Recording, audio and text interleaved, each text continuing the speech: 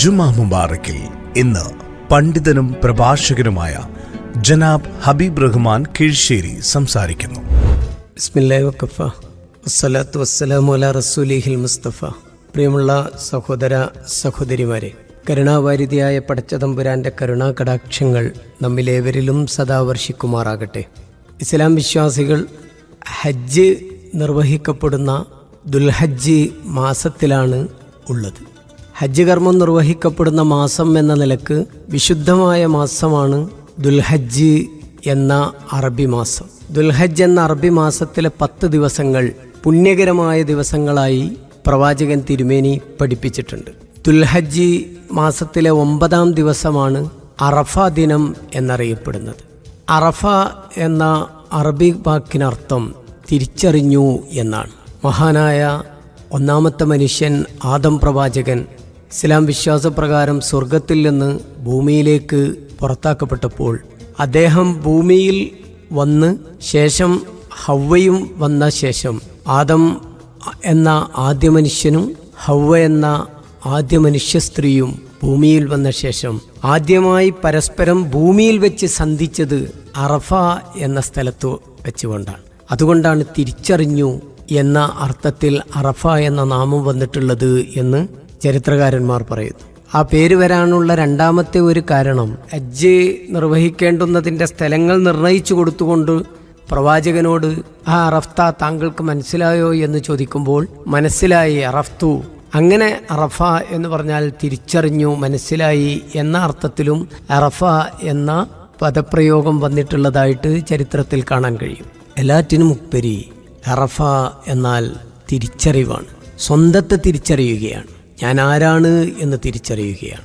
ലോകത്തെമ്പാടുമുള്ള മനുഷ്യർ ഒന്നിച്ചു നിന്ന് ലോകത്തെമ്പാടുമുള്ള മനുഷ്യരിൽ നിന്ന് പ്രതിനിധികളായിട്ട് ഹജ്ജിന് വന്നിട്ടുള്ള ആളുകൾ ഹജ്ജ് നിർവഹിക്കുന്ന സ്ഥലത്ത് അറഫ മൈതാനിയിൽ അവർ സമ്മേളിക്കും. അറഫയിൽ നിൽക്കാതെ ഹജ്ജില്ല. അൽ ഹജ്ജു അറഫ എന്ന് പ്രവാചകൻ പഠിപ്പിച്ചിട്ട് ഹജ്ജ് എന്നാൽ അറഫയാണ്.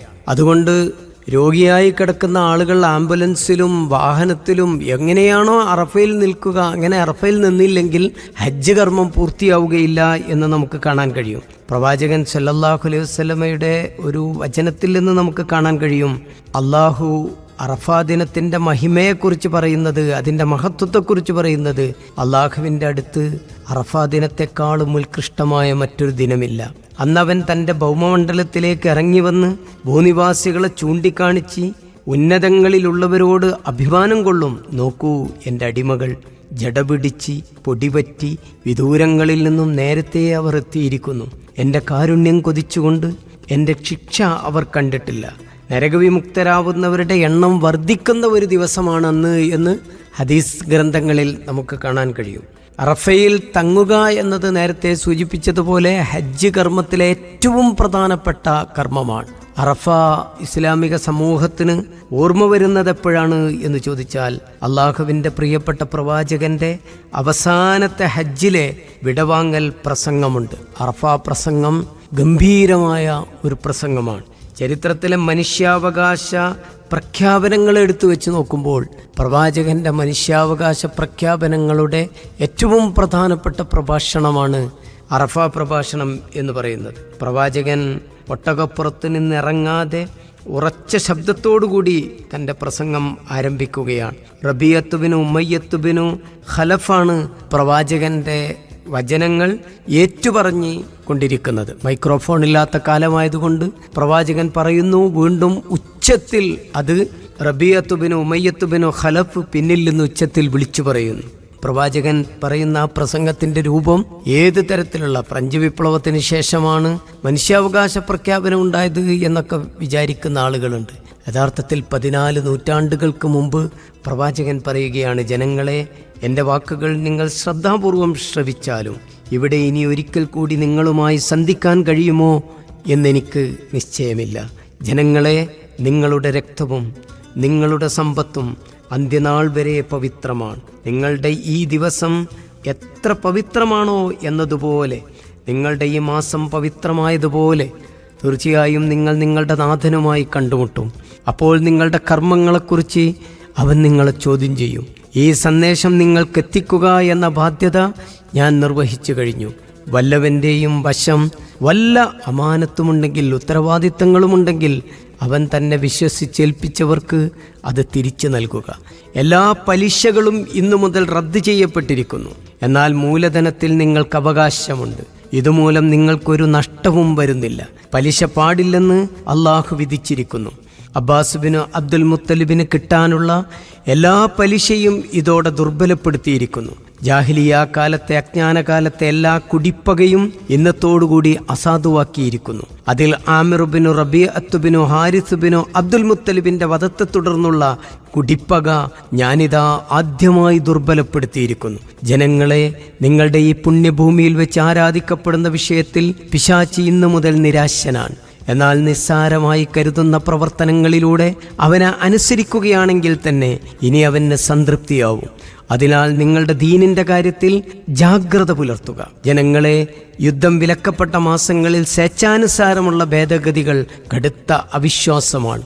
അവിശ്വാസികൾ അതുവഴി വ്യതിചലിക്കപ്പെടുകയാണ്. ദൈവം പവിത്രമാക്കിയ മാസത്തിൽ യുദ്ധം അനുവദനീയമാക്കുകയും ദൈവം അനുവദിച്ച മാസത്തിൽ നിരോധിക്കുകയും ചെയ്തുകൊണ്ട് ദൈവനിശ്ചിതമായ പുണ്യമാസങ്ങളുടെ എണ്ണം തികക്കാൻ അവർ തട്ടിപ്പ് നടത്തുന്നു. ദൈവം ആകാശഭൂമികൾ സൃഷ്ടിച്ച നാളിൽ കാലം എങ്ങനെയായിരുന്നോ അതേ രൂപത്തിൽ കറങ്ങിയെത്തിയിരിക്കുന്നു. 12 ദൈവത്തിങ്കൽ മാസങ്ങളുടെ എണ്ണം. അതിൽ 4 മാസങ്ങൾ യുദ്ധം വിലക്കപ്പെട്ട പവിത്ര മാസങ്ങളാണ്. അവയിൽ 3 ക്രമത്തോടെ തുടർന്നു വരുന്നവയാണ്. ജുമാദുൽ ആഖിറും ശഅബാനും മധ്യയുള്ള റജബ് ഒറ്റപ്പെട്ടതും. ജനങ്ങളെ, നിങ്ങൾക്ക് സ്ത്രീകളോട് ചില ബാധ്യതകളുണ്ട്. അവർക്ക് നിങ്ങളോടും, നിങ്ങൾ വെറുക്കുന്നവരെ നിങ്ങളുടെ ശയ്യ സ്പർശിക്കാൻ അവർ അനുവദിക്കരുത്. അവർ വ്യക്തമായ ദോഷവൃത്തികൾ കാണിക്കരുത്. അങ്ങനെ ചെയ്താൽ കിടപ്പറകളിൽ അവരെ വെടിയാനും പരിക്കേൽപ്പിക്കാത്ത വിധം അവരെ അടിക്കാനും നിങ്ങൾക്ക് അവകാശമുണ്ട്. അവർ വിരമിച്ചാൽ മാന്യമായ നിലയിൽ അവർക്ക് ഭക്ഷണവും വസ്ത്രവും നൽകണം. സ്ത്രീകളോട് നിങ്ങൾ ദയാപുരസ്സരം വർത്തിക്കുക. അവർ നിങ്ങളുടെ ആശ്രിതരും പങ്കാളികളുമാണ്. ദൈവത്തിൻ്റെ ഒരു അനാമത്തായാണ് അവരെ നിങ്ങൾ പരിഗ്രഹിച്ചിട്ടുള്ളത്. ദൈവത്തിൻ്റെ വചനങ്ങളാണ് അവരുടെ ഗുഹ്യസ്ഥാനങ്ങൾ നിങ്ങൾക്ക് അനുവദനീയമാക്കപ്പെട്ടിരിക്കുന്നത്. ജനങ്ങളെ, എൻ്റെ വാക്കുകൾ ശ്രദ്ധാപൂർവം കേൾക്കുക. സ്പഷ്ടമായ ഒരു കാര്യം നിങ്ങളിൽ വിട്ടേച്ചുകൊണ്ടാണ് ഞാൻ പോകുന്നത്. അത് മുറുകെ പിടിക്കുന്ന കാലത്തോളം നിങ്ങൾക്ക് മാർഗവ്യതിയാനം സംഭവിക്കുകയില്ല. അള്ളാഹുവിൻ്റെ ഗ്രന്ഥവും അവൻ്റെ പ്രവാചകന്റെ ചര്യയുമാണത്. ജനങ്ങളെ, എൻ്റെ വാക്കുകൾ നിങ്ങൾ ശരിക്കും ഗ്രഹിക്കണം. നിങ്ങൾ പരസ്പരം സഹോദരന്മാരാണ്. തൻ്റെ സഹോദരൻ മനസ്സംതൃപ്തിയോടെ തരുന്നതല്ലാതെ ഒരാൾക്കും അനുവദനീയമല്ല. അതിനാൽ നിങ്ങളോട് ആത്മദ്രോഹം ചെയ്യാതിരിക്കുക. അള്ളാഹുവേ, ഞാൻ നിങ്ങൾക്ക് ഈ സന്ദേശം എത്തിച്ചു തന്നിട്ടില്ലയോ എന്ന് പ്രവാചകൻ 3 പ്രാവശ്യത്തോളം ചോദിക്കുന്നുണ്ട്. ഞാൻ നിങ്ങൾക്ക് എത്തിച്ചു തന്നില്ലയോ? ഹിറാ ഗുഹയിൽ വെച്ച് എനിക്ക് ലഭ്യമായ ദൈവത്തിൻ്റെ മാർഗദർശനം, ദൈവത്തിൻ്റെ വചനങ്ങൾ, അതിൽ അവസാനം വരെയുള്ള വാക്കുകൾ ഞാൻ നിങ്ങൾക്ക് എത്തിച്ചു തന്നില്ലയോ എന്ന് ഗദ്ഗദക്കണ്ഠനായി പ്രവാചകൻ തിരുമേനി അപ്പോൾ ചോദിക്കുന്നുണ്ട്.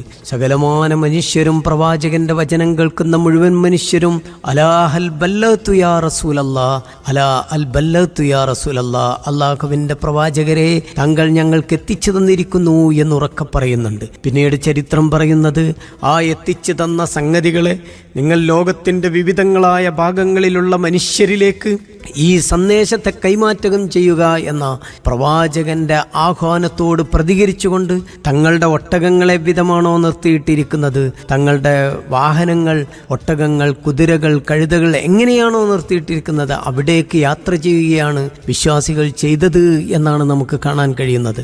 അത്രമാത്രം ലോകത്തിൻ്റെ വിവിധങ്ങളായ ഭാഗങ്ങളിൽ ഇസ്ലാമിൻ്റെ സന്ദേശത്തിൻ്റെ പ്രചാരണത്തിന് ലോകത്ത് മുഴുവൻ ജനങ്ങളും എത്തിയത് അങ്ങനെയാണ്. അറഫയിലെ ആ മഹത്തായ പ്രസംഗത്തിൽ മനുഷ്യരെ ഒന്നിച്ചു കാണുന്ന, എല്ലാ മനുഷ്യർക്കും തുല്യത കാണുന്ന, സ്ത്രീകൾക്ക് പരിഗണന നൽകുന്ന വലിയൊരു പ്രഭാഷണം നമുക്ക് കാണാൻ കഴിയും. വിജ്ഞാനത്തിൻ്റെ മൈതാനിയായിട്ടാണ് അറഫയെ നാം കാണേണ്ടത്. അവിടെ ഏറ്റവും അനുഗ്രഹത്തിൻ്റെതായ ഒരു കുന്നുണ്ട്. ആ കുന്നിൻ്റെ പേരാണ് ജബലുർ റഹ്മ എന്ന് പറയുന്നത്. അവിടെ വെച്ചുകൊണ്ടാണ് ആദ്യ മാതാപിതാക്കളുടെ പുനഃസാഗമനം നടന്നത് എന്ന് നാം വിചാരിക്കുന്നു. മനുഷ്യരെ ഓർമ്മിപ്പിക്കുന്ന, ലോകത്തെ ഏറ്റവും കൂടുതൽ കണ്ണുനീർ വീണുകൊണ്ട് പ്രാർത്ഥിക്കുന്ന 10,000-കണക്കിന് മനുഷ്യർ കണ്ണുനീർ വാർത്തുകൊണ്ട് അള്ളാഹുവിനോട് കാരുണ്യം ചോദിച്ചു കൊണ്ടിരിക്കുന്ന ഒരു സമയമാണത്. അള്ളാഹുവിൻ്റെ ദിവസങ്ങളിൽ ഏറ്റവും ഏറ്റവും നല്ല പകൽ, ഏറ്റവും മനോഹരമായ പകൽ ഏതാണെന്ന് ചോദിച്ചാൽ അത് അറഫയിലെ പകലാണ്. അറഫയിൽ നിൽക്കുന്ന ആളുകൾക്ക് അന്ന് ഉപവാസമില്ല. അതേസമയം ലോകത്തെമ്പാടുമുള്ള മനുഷ്യർ അറഫയിൽ നിൽക്കുന്ന മനുഷ്യരോട് ഐക്യദാർഢ്യം പ്രഖ്യാപിച്ചുകൊണ്ട് ഉപവാസം അനുഷ്ഠിക്കുന്നു. അള്ളാഹുവിൻ്റെ അനുഗ്രഹീതമായ ഈ ദിവസത്തെ വരവേൽക്കുവാനും അതിനെ സ്വാഗതം ചെയ്യുവാനും അതിൽ നോമ്പെടുക്കുവാനും അതിലെ പുണ്യങ്ങൾ മുഴുവൻ ഏറ്റുവാങ്ങുവാനും പടച്ച തമ്പുരാൻ നമുക്ക് അനുഗ്രഹം ചെയ്യുമാറാകട്ടെ.